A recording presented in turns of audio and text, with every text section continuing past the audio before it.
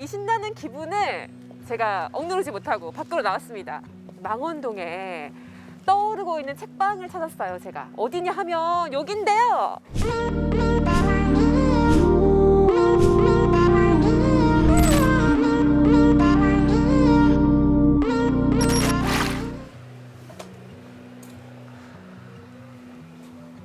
안녕하세요. 제가 이 씀을 알게 된 게 제 지인들이 여럿이 그 인스타그램에 올리더라고요. 이 공간에 왔는데 이달의 작가의 책 선전을 하더라고요. 매달 한 분의 작가를 선정해서 작가의 작업 공간을 완전히 재현을 한 거예요. 작가님 흔적 같은 걸 이렇게 보여주고. 여기 앉아봐도 돼요? 네. 오, 앉아봐도 된대요. 이번에 김신지 작가님 기록하기로 했습니다. 책을 쓰셨는데 에디터님이랑 오며 가며 작업한 그것까지 다 이렇게 남아있네요. 나도 이거 있는데, 나도 잘할 수 있는데. 디테일하게 맥주까지 이렇게. 좀 남의 책상을 훔쳐보는 그런 기분이네. 특히 좋아하는 작가님이 딱 전시를 하고 있으면 진짜 행복할 것 같아요. 내가 좋아하는 작가의 뭔가 향기를 가까이서 느낄 수 있는 그런 기분? 그리고 일주일에 한 번씩 상주한다고 해요. 이달의 작가님들이 와서 직접 이제 독자님들 만나고 인사도 나누고 그런 자리라고 합니다. 여기 명작이 있네. 안목 있으신 분들이야. 그러니까 보니까 책이 엄청 많진 않은데 큐레이션을 잘하신 것 같아요. 이 작가님들의 취향과 뭔가 선택에 따라서 큐레이션을 잘하셨고, 여기 보면요 운영자 소개가 있어요. 두 작가님들에 대한 소개입니다. 네, 운영자 소개하고 윤혜은, 이미화 작가님 두 분의 작품도, 두 분이 내신 책도 이렇게 있고요. 너무 궁금하지 않습니까? 이렇게 멋진 책방을 만드신 분들이. 그래서 지금 바로 만나보도록 하겠습니다. 네, 이제 제가 드디어 앉았습니다. 네, 한 바퀴 삥 돌았는데 이 멋진 작업 책방 씀을 만들고 운영하고 계시는 두 작가님을 옆자리에 모셨어요. 바로 소개할게요. 이미화 작가님, 윤혜은 작가님, 어서 오세요. 안녕하세요. 와. 먼저 이제 두 작가님도 책방 사장님, 주인 어떻게 부르시는 걸 좋아하세요? 저희끼리 부르는 말이 있어요. 작업자 1호, 작업자 2호 와, 이렇게. 그러면 1호, 2호님의 소개를. 저는 망원동에서 작업실 겸 책방을 운영하고 있는 작업자 1호 이미화라고 합니다. 1호. 네, 안녕하세요. 저도 망원동에서 작업 책방 씀을 함께 운영하고 있는 작업자 2호 윤혜은이라고 합니다. 와, 네, 반갑습니다. 어떻게 두 분이 이 책방을 만들게 되신 거예요? 너무 궁금해요. 원래는 제가 이곳이 아닌 2년 전에 장안동에서 영화책방 35mm라는 작은 동네 책방을 운영을 했어요. 계약이 종료가 돼서 다시 망원동에서 열고 싶더라고요. 근데 혼자 하기엔 너무 두려워서 당시 책방에 단골 손님이자 친구이자 이제 동료 작가인 혜은한테 내가 망원동에서는 이제 영화 책방이 아닌 이런 작가들의 공간을 구현하고 나의 작업실로도 쓸 수 있는 그런 책방을 같이 운영할 사람이 필요한데 누가 나랑 해주겠냐 막 유유하니까 혜은이 그때 그럼 내가 할게 해서 바로 이렇게 성사가 돼서 네. 보니까 딱 눈에 띄었던 게 되게 책방이라고 하는데 작업 책방이라 그래요. 이 작업 책방이라고 이름 붙인 이유가 있어요?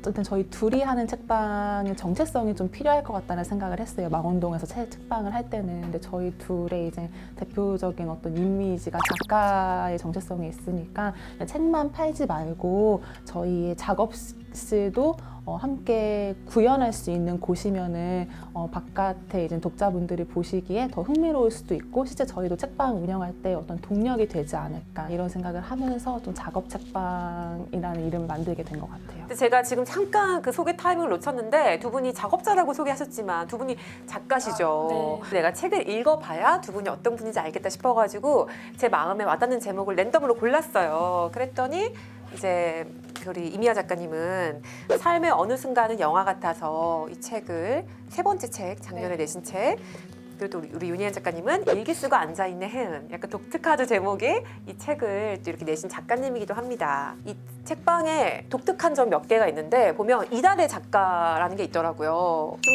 차별화가 된다. 이달의 작가 컨셉도 있고 또 하나는 글쓰기 수업도 있더라고요. 그냥 책만 딱 놓고 이렇게 하는 게 아니라 여러 프로젝트를 하시는데 어떻게 그걸 기획을 하게 되신 거예요? 일단 저희의 가장 큰 정체성이 글을 쓰는 작업자라는 점인데 저희와 같은 또 다른 작업하시는 분들이 많이 계시잖아요. 그래서 그분들의 책도 함께 판매를 하고 또 책만 판매하는 곳은 많기 때문에 저희가 작업실이다 보니 그 작가의 작업실도 구현을 하면 좋을 것 같더라고요. 그 해당 작가님의 팬들이 많이 있을 테니까 좀 그런 수익적인 면도 고려를 해서 하게 아이디어가 됐습니다. 너무 좋은 것 같아요. 여기 들어오고 싶어서 뭔가 열정을 불태우게 되는 약간 그런 것도 있지 않을까, 작가로서. 어떤 작가님들은 그럼 너무 좋죠. 영광이죠. 네. 그게 진짜 될 것 같아요. 왜냐면 그냥 책만 딱 두는 게 아니라 그 작가님의 뭔가 공간을 딱 만들고 그 팬들도 만날 수 있는 공간이기도 하고, 책방을 운영해보는 게, 저도 작업 공간에 대한 로망이 있어가지고 제 조그만 작업실을 하나 마련을 했거든요. 그런 공간에 대한 막 로망이 있는데 실제로 책방을 운영하고 이제 이게 나의 생계가 되는 거잖아요. 이건 또 다른 문제일 것 같은데, 우리 이미화 작가님의 책에도 180페이지에 월급을 받는 책방 직원일 때는 존재하는지도 몰랐던 월세와의 사투, 그 리얼한 현실은 자고 일어나면 괜찮아지는 차원의 고민이 아니었다. 해가 지고 내일이 온다는 건 월세 지급일에 하루 더 가까워진다는 걸 의미할 뿐이었다. 책방을 지키기 위해서 내 책방이 있지만 오전에는 다른 카페에 가서 바리스타 일을 하면서 내 책방을 지키고, 그러니까 하고 싶은 일을 하기 위해서 하고 싶지 않은 일도 한다라는 정말 좀 리얼한 현실을 말씀해 주셨어요. 그러면서 191페이지에 두려움과 희망을 동시에 끌어안은 채 오늘도 책방 문을 연다, 이렇게 하셨거든요. 그러면 어때요? 책방을 운영하는 게 어떤 기쁨과 어떤 슬픔이 있을까요? 일단 기쁨은 뭐예요? 책방 운영하는 기쁨? 제가 보고 싶은 책을 저렴하게 많이 볼 수 있다는, 그게 사실 책 좋아하는 분들이 책방을 많이 하니까 네. 그게 큰 이유일 것 같기도 해요. 책방을 계속 유지하는. 그럼 슬픔은 뭐예요? 슬픔이라기보다 안타까움인데 수익이 그러니까요. 많지 않다는 점이죠. 그러니까 누구나 좋아하는 일을 하고 싶지만 그걸 유지하기 힘든 시점에 그걸 계속 이끌어 나가는 이유가 있단 말이에요.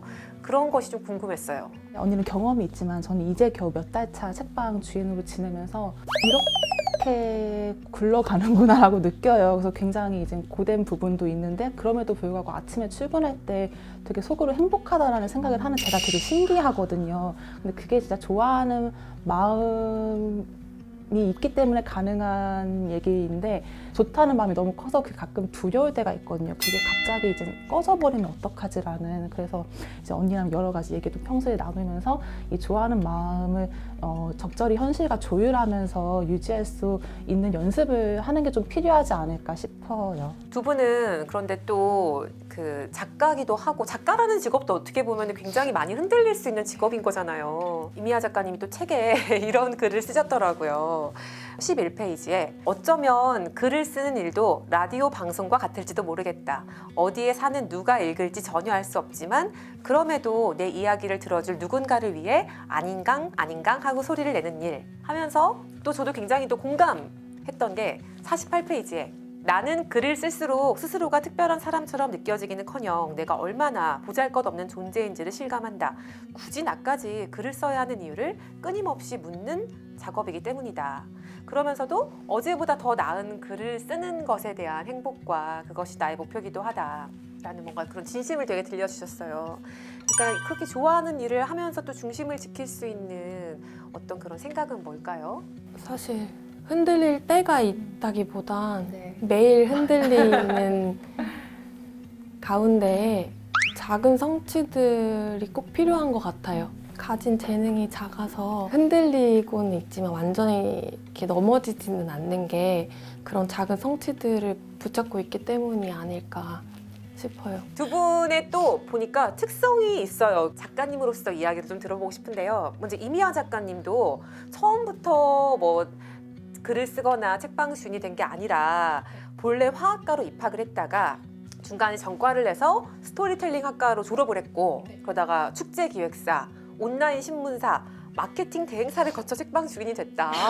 어떻게 이렇게 결국엔 이렇게 흘러갔어요. 그러면서 회사를 다녔다가 회사를 그만두고 베를린으로 네. 3년을 떠났어요. 다녀와서 31살이 됐는데 책 2권을 썼는데 인생 크게 달라지지 않았고 그러다가 아까 말씀하신 장안동 골목에 영화 책방을 열었다라고 하셨는데 그 과정이 좀 어땠어요? 어떻게 흘러왔는지 좀. 제가 항상 그 자기소개를 할 때 쓰는 문구가 있는데 길을 잘 잃습니다. 삶의 방향도 마찬가지라는 문구를 써요. 근데 제가 물리적으로도 진짜 길을 잘 못 외우긴 하는데 약간 방향치에 가까운데 뭔가 이렇게 계획하고 항상 살고 싶지만 그대로 움직여지지 않는 것 같아요. 베를린을 사실 간 것도 우연히 가게 된 거고 갔는데 너무 좋아서 1년만 있으려고 했다가 3년 동안 눌러 앉은 거고 그렇게 길을 잃는 과정에서 이렇게 찾게 되는 것들이 있었던 것 같아요. 아, 나는 사실 이런 걸 좋아하던 사람이었구나. 그런 걸 느끼고 뭘 안 좋아하던 사람이었다는 것도 알게 되고 나에 대해서 길을 잃는 과정 속에서 알게 되는 것들이 많아지다 보니까 한국에 다시 돌아왔을 때도 이전처럼은 살고 싶지 않다는 생각이 들었었어요. 근데 책을 내고서 그 출판사 대표님들이 운영하시는 책방에서 알바를 하게 됐었는데 나도 왠지 책방 운영할 수 있을 것 같다. 그렇게 해서 열게 된 거라서 책방도 또 우연히 이게 뭔가 항상 계획대로 진행됐던 건 아니고 정말 길을 잃으면서 여기까지 온 것 같아요. 근데 너무 좋은 말인 게 표현은 길을 잃었다고 하지만 굉장히 인생에 대해서 오픈돼 있다는 생각.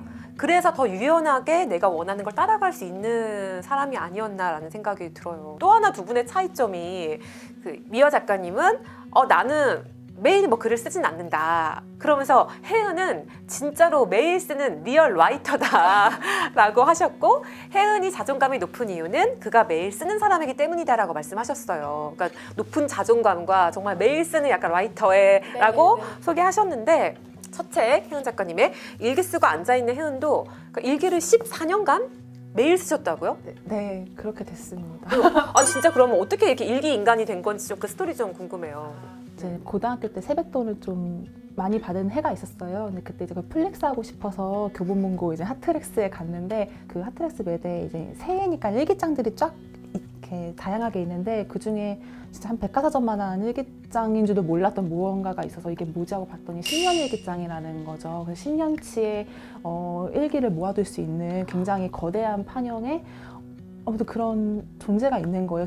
이거를 사면 뭔가 돈을 썼다는 느낌이 확실히 일단 들 것 같은 건데 제가 고등학교 2학년 때였으니까 그걸 다 쓰면 이제 27, 20대 후반이 되는 건데 약간 호기심이 좀 불러일으켰던 것 같아요. 그 존재가. 그래서 그때 이제 거금으로 4만 원의 일기장을 쓰고 집에 그 무거운 것을 이제 들고 오면서 바로 후회했죠. 내가 미쳤구나. 이 일기장을 어떻게 할 것인가.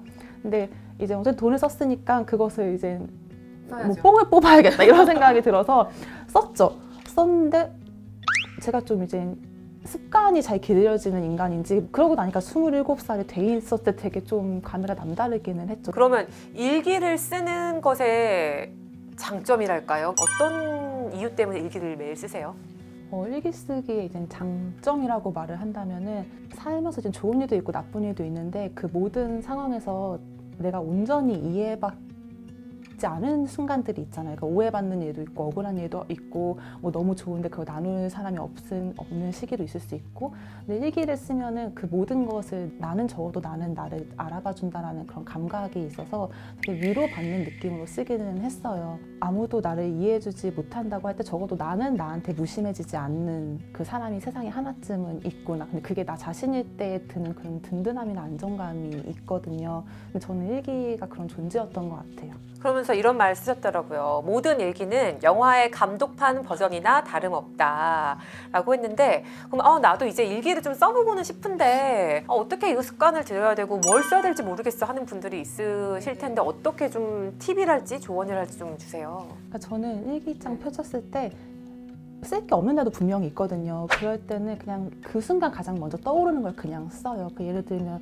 바로 일기 쓰기 직전에 되게 맛있는 과자를 먹었어요. 그러면은 오늘 편의점에서 새로 나온 과자를 도전했는데 그게 너무 맛있었다니, 그렇게 시작하면 거기서부터 시작되는 이야기들이 또 있을 수 있거든요. 그래서 그냥 그 순간 떠오르는 감정이나 생각들을 그냥 부담 없이 쓰는 게 가장 중요한 게, 사실 일기가 하루의 전부를 기록할 수 있는 일도 아니고 매일 유의미한 장면이 나한테 있는 것도 아니거든요. 근데 일기는 사실 원래 소소한 사건들을 그냥 기록하는 거여서 뭔가 일기를 쓰면서 내가 뭔가를 얻어야겠다는 강박이나 아니면 하루를 다 기억해야겠다는 그런 의식하지 않고 그냥 소소하게 기록하는 일기 쓰기 자체가 목적이 되는 경험을 좀 많은 분들이 하시면 좋지 않을까. 다시 우리 이제 이미여 작가님 말씀으로 좀 넘어가 보면 영화 책방은 그럼 이제 아예 안 하시는 거예요? 영화 책방에 책방 공간이 있고 이제 영화를 볼 수 있는 공간이 따로 있었어요. 근데 책방 공간은 문을 닫았고 영화를 볼 수 있는 공간은 예약제로 운영을 하고 있어요. 그것도 따로 운영을 지금 하고 계시고. 주말에만 이제 대관을 하시면 원하는 영화를 보실 수 있죠. 그 작가님에게 영화란 무엇일까요? 영화의 매력이 뭐예요? 영화는 보는 동안 자기를 완전히 잊을 수 있다는 게 매력인 것 같아요. 네, 그게 또 2시간에서 3시간이라는 점도 또 좋고요. 또 영화가 끝나면 바로 현실 세계로 넘어와서 그때부터는 다시 내 생각을 할 수 있다는 점, 그게 좀 매력인 것 같다고. 근데 진짜 공감해요. 진짜 저도 영화의 그런 점이 되게 좋고, 요즘 이맘때 추천하고 싶은 영화가 있을까요? 리틀 포레스트 일본판 중에 겨울과 봄 시리즈가 있어요. 리틀 포레스트 2로 검색하시면 나오는데, 겨울과 봄이라는 소제목처럼 계절감을 느낄 수 있는 영화기도 하고, 계절 전체를 좀 뭉뚱그려서 생각하게 되는 경우가 많은데, 그 영화는 그 계절 안에서도 매일매일이 어떻게 다른지 그걸 느낄 수 있고요. 또 겨울이 지나고 나서 가장 먼저 하는 게 다음 겨울에 먹을 식량을 준비하는 것이다. 그 코모리 마을에서 산다는 건 그런 의미다라는 대사가 나와요. 그 대사를 보고서 느낀 점은 계절이 저는 항상 지나가 버리는 거라고 생각을 했지만 다음 계절이 돌아오는 것이구나. 또 봄도 오지만 내년 겨울도 있다는 거를 좀 생각할 수 있을 것 같아요. 두 분 앞으로 이 씀을 어떤 공간으로 만들고 싶으세요? 그냥 정말 솔직하게 돈 벌 수 있는 공간으로 지속하고 싶어요. 혜은 작가님은요? 저는요. 그러니까 저희가 이 책방을 지키려고 노력하는 건 이제 너무 당연한 거잖아요. 근데 이제 여기를 좋아해 주시는 분들한테도 여기가 되게 언제까지고 지켜졌으면 하는 공간이 됐으면 좋겠다라는 생각. 어떤 공간이 지켜지기 위해서는 애정으로 이용하는 이용자의 목도 있구나라는 생각을 했기 때문에 씀을 좋아해 주는 분들이 앞으로 많아질 거 아니에요. 함께 지켜주세요. 우리 양식이님들 오시면 반갑게 인사하면은 더 많이 반갑게 맞아주시고, 보니까 여기 책을 사면은 커피를 한 잔 주는 좀 또 특별한 서비스가 또 있더라고요. 그러면 이제 마지막 질문을 하나씩 하고 싶어요. 두 분이 각자 나눠서 대답을 해주시면 좋겠어요. 내가 지금 작가를 꿈꾸고 있어라고 할 때 그런 분들에게 한마디, 그리고 내가 언젠가 책방을 열어보고 싶어라고 하는 분들에게 현실과 약간 혹은 격려 혹은 응원 뭐 이런 것 뭐든 좋아요. 제가 그 사인을 할 때 쓰는 문구가 현실과 가장 가까운 곳에서 꿈을 꾸며 살자라는 말인데, 저는 정말 현실에 발붙이고 사는 사람이에요. 그래서 꿈만을 원하는 사람한테 뭐 마음껏 꿈꾸세요 이렇게 말할 수 있는 타입은 아니라서, 자기를 지킬 수 있고 현실에 발붙일 수 있는 선에서라면 뭐 작가든 책방이든 도전해봐도 좋지 않을까 싶습니다. 좋습니다. 지금 너무 좋은 대답인데요. 좋아요. 현실과 가까운 곳에서 꿈을 꾸자. 혜은 작가님은요? 저도 이제 요즘 많이 생각하는 말이, 제가 이제 막연히 쓰고 싶어하는 사람에서 이제 쓰고 있는 사람이 됐다는 걸 느껴요. 근데 이제 작가가 되고 싶으신 분들은 계속 자기가 쓰고 싶다는 생각을 되게 많이 하실 거예요. 근데 어쩌면 이미 쓰고 있는 사람일 수 있거든요. 그분들 개인적으로 이미. 그렇기 때문에 뭔가 계속 쓰고 뭔가 하고 싶다라는 생각이 너무 거대해서 자기를 움직이지 못하게 하는 분들이 있어요. 저도 그런 시기가 있었고. 그래서 고민하는 그런 분들한테는 당신은 이미 쓰고 있는 사람일지도 모른다는 그런 용기를 일단 저는 드리고 싶어요. 마지막으로 양식이님들에게 한마디, 뭐 오세요도 좋고. 씀을 좋아하시는 분들, 씀이 아니더라도 본인이 좋아하는 공간이 있는 분들은 사실 가장 큰 응원은 그곳에 가서 돈을 쓰는 것입니다. 맞아요. 진짜 너무 맞는 말씀입니다. 네, 가서 돈을 마구마구. 씀을 와주세요, 여러분. 그거 것이 제가 가장 지금 드리고 싶은 말씀입니다. 응원을 그러니까 서로 응원하는 게 아닌가 해요. 저도 이제 누군가가 시작을 할 때 그냥 응원만이 아니라 그걸 소비하기도 하고 그걸 정말 뭐 남들에게 홍보하기도 하고 이러면서 우리가 서로 돕고 사는 인생이 아닌가라는 생각을 했고요. 저는 제가 이제 씀에 와본 입장으로서 여러분 와보시면 정말 정말 좋아할 것 같습니다. 이거 유료 광고 아니에요. 제가 오고 싶어서 온 곳입니다. 네. 몸과 마음의 양식당. 그리고 씀 많이 방문해 주세요. 잘하는데요?